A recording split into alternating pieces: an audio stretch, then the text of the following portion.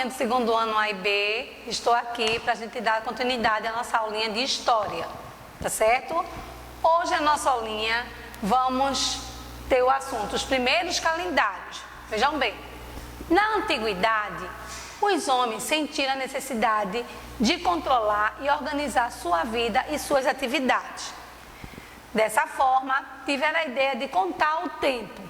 Então, por falta de conhecimentos apropriados para a construção de objetos capazes de fazer isso, eles se baseavam nos fenômenos naturais, como o movimento dos corpos celestes. Então veja aí, aqui é a foto do calendário egípcio, esculpido há cerca de 3.000 anos no templo de Karnak, em Luxor, no Egito. Então eles usavam esse calendário aqui para se basear. Então o ser humano sempre procurou maneiras de resistir à passagem do tempo. Então ele observou que alguns acontecimentos eles repetiam de tempos e tempos, como a cheia dos rios e o período da colheita dos alimentos. Então, o que é que fizeram então? Para marcar a época em que os fatos como esses ocorriam, eles fizeram o quê? Foram criando os primeiros calendários. Então, no Egito Antigo, por exemplo, os períodos de plantio e de colheitas eram marcados pelas cheias do rio Nilo, que ocorriam todos os anos com bastante regularidade. Então, com base nessa observação desse fato, o que é que fizeram os egípcios? Criaram um calendário composto por cerca de 360 dias. Então, com o passar dos anos, muitos instrumentos foram criados para essa finalidade. Veja aí um instrumento que foi criado, o relógio solar. Tá vendo? De acordo com o sol, era marcado as horas e eles marcavam o tempo. Depois, construíram a ampulheta, que também marcava o tempo. Quando vira aqui, eu acho que vocês já viram esse material. Ele é bem pequenininho, com areia dentro. Quando a gente vira, aí a areia vai caindo bem devagarzinho, isso vai marcando o tempo. Eu acho que se vocês forem a alguma lojinha assim de antiguidade, vocês vão achar essa ampulheta, tá certo? Tem várias cores. Temos aqui 2 relógios que a gente conhece, né? Esse aqui é bem antigo, é um relógio que é vertical. E esse aqui é o despertador, que foi muito utilizado antes da gente usar bastante celular, né? Porque hoje em dia a gente usa mais celular do que o próprio relógio. Temos também relógio digital. Então vamos ver, o calendário atual da gente é esse aqui, ó. Então atualmente, no Brasil, no nosso país, utilizamos um calendário que divide o período de um ano em 12 meses, né? Um ano pode ter 365 dias ou 366 dias. Os calendários e os relógios foram criados para facilitar a contagem do tempo e assim ajudar as pessoas a organizar a sua vida. Não é? De acordo com o calendário, a gente hoje em dia usa até a agenda, não é? Para a gente poder fazer a nossa rotina diária. Então, aos poucos, eles foram sendo aperfeiçoados até chegar ao tempo de hoje. Então, os relógios são utilizados para marcar as horas do dia. Lembrando que o dia é dividido em 24 horas. E o conjunto dos dias formam uma semana. Então, voltando, formam uma semana. Então, a semana tem 7 dias, né? Domingo, segunda-feira, terça-feira, quarta-feira, quinta-feira, sexta-feira e o sábado. Lembrando que o primeiro dia da semana é o domingo, não a segunda, tá? Então, o ano, ele é formado por um conjunto de 12 meses, que são janeiro, fevereiro, março, abril, maio, junho, julho, agosto, setembro, outubro, novembro e dezembro. Então, o calendário, ele representa todos os dias, todas as semanas e os meses que formam o ano. Vamos ver aqui, eu trouxe para vocês o calendário do Xingu.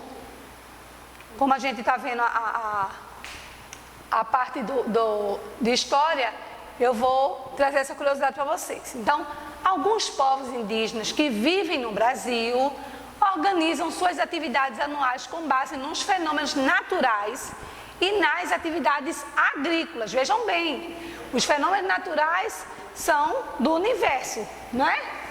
e as atividades agrícolas, a do campo. Vejam aí. Então, observando essa imagem aqui, ela é feita com base em um calendário usado pelos Suiá, que vivem no Parque Indígena do Xingu. Vejam bem como é, no livro de vocês tem essa imagem, tá certo? Vocês vejam aí direitinho. Então, esse Parque Indígena do Xingu, ele se localiza no estado de Mato Grosso. Os povos indígenas que vivem no Brasil, eles têm culturas muito ricas e diversificadas. Então, é muito importante sabermos respeitar também essa diversidade dos índios, que a gente tem que respeitar os índios, porque com eles a gente aprendeu bastante coisa. E eles nos mostraram vários tipos de comida, até a parte das raízes a gente aprendeu a comer com eles, a parte folclórica, muita coisa tem que os índios ensinaram pra gente, tá certo? Até as partes de utensílio, como rede, né? A gente aprendeu a usar rede, porque eles dormem nas redes. A gente também aprendeu a usar cestos de palhas, porque são eles que ensinaram a gente a fazer, entendeu? Então a gente tem que ter muito respeito com os índios. Então vejam aí, a tabela do lado mostra qual a principal atividade desenvolvida em cada mês desse calendário do Xingu. Vejam aí, no mês de janeiro, eles aproveitam para fazer a colheita do milho. Em fevereiro, eles param, porque é a cheia do rio. Em março, é a colheita do abacaxi. Em abril, eles pegam esse mês para fazer pescaria. Em maio, acontece a derrubada de árvores para plantio, ou seja, aquelas árvores que eles já utilizaram, eles derrubam e plantam de novo, tá certo? Junho é o tempo de gaivota. Em julho, são quando as tartarugas botam ovo e eles respeitam muito essa parte, tá certo?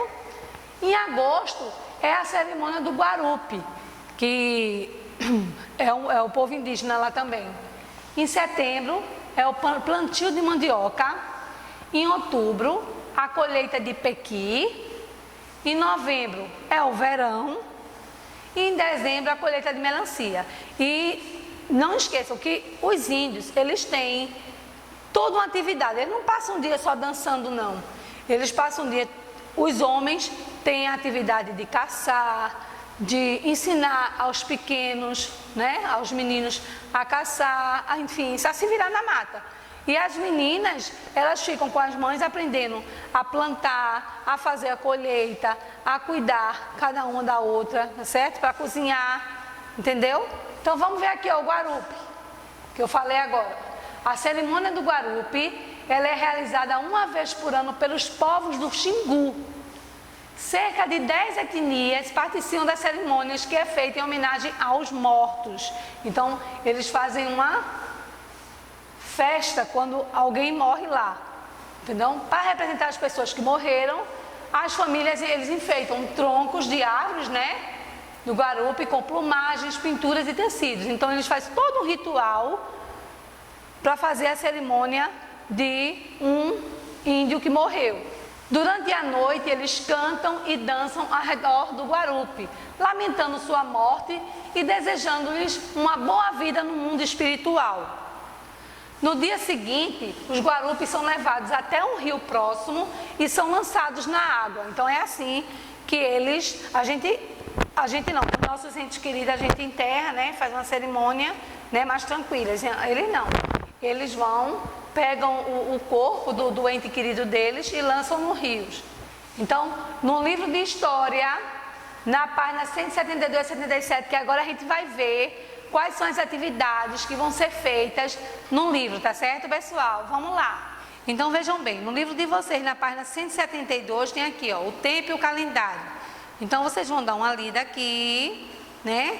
Temos aí a foto da festa no município de Campina Grande, no estado da Paraíba. Aqui temos a foto da festa do município de Gramado, no Rio Grande do Sul. E aqui temos a foto da festa da cidade do Rio de Janeiro. Então vejam bem, no primeiro quesito tem assim: quais são os nomes das festas retratadas nas fotos? Então, vocês, ó, aqui nesse espaço aqui dá para vocês colocarem, tá certo? Não precisa colocar no caderno não. E no segundo, você sabe dizer em quais meses do ano elas são comemoradas? Se você não sabe, pessoal, vocês podem pesquisar na internet, tá certo? Vou pedir ajuda a papai e a mamãe. Na página 173 está aqui falando dos primeiros calendários que eu expliquei a vocês. Na página 174 tem um calendário atual que eu mostrei, não é? E na página 175 tem uma atividade sobre esse calendário. Tem dizendo assim: primeiro, observe o calendário apresentado na página anterior, né, que é essa aqui, e faça as atividades a seguir. Então, letra A: de que ano é esse calendário? B: quantos meses possui um ano? C: circular de verde no calendário o primeiro dia do ano. Então, vocês vão aqui circular o primeiro dia do ano, vão circular de verde. Circular de azul no calendário o último dia do ano. E na letra E, circular de vermelho o mês que possui menos dias. Então, o número de dias de cada mês é variável.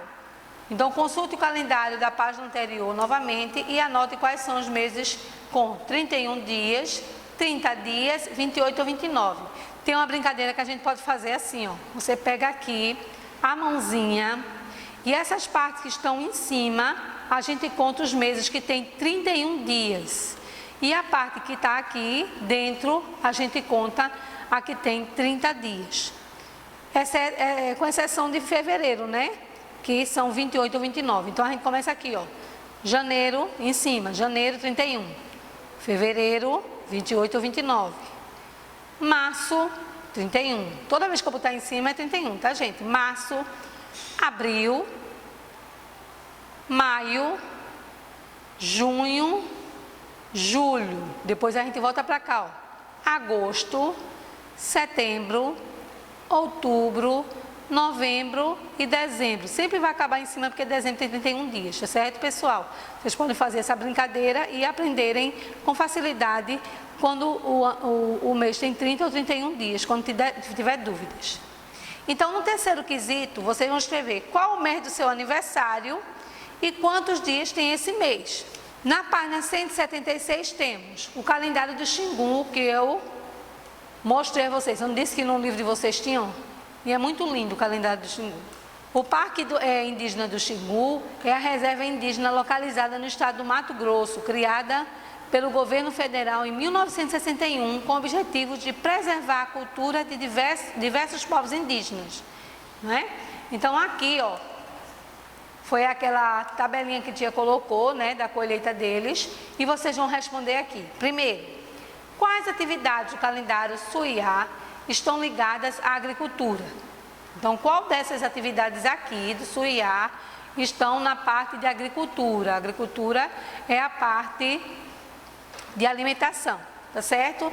No segundo, pense nas atividades que você realiza em cada mês.